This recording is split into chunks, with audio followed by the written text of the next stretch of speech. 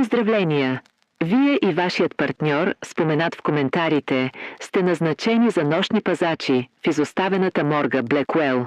Смената ви започва в 23 часа и 47 минути. Има 5 правила. Те са написани с кръв, защото мастилото непрекъснато изчезваше. Правило номер 1. Не включвайте всички светлини наведнъж. Някои от телата все още вярват, че се извършва преглед. Правило номер 2. Ако видите чаршаф да се вдига и спада, отбележете часа в клипборда. Не се намесвайте, дишането тук е временно. Правило номер 3. Никога не признавайте втория набор от стъпки. Ако реагирате, те ще започнат да ходят в синхрон с вас. Правило номер 4. В 3 часа и 2 минути сутринта интеркомът ще обяви име. Ако е вашето, останете тихи.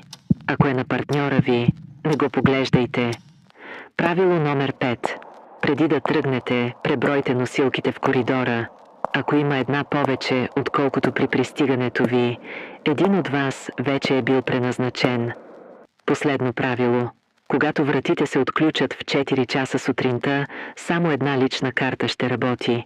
Другата ще бъде издадена с етикет за пръст. Моля, върнете личната си карта в края на смяната, ако все още имате такава.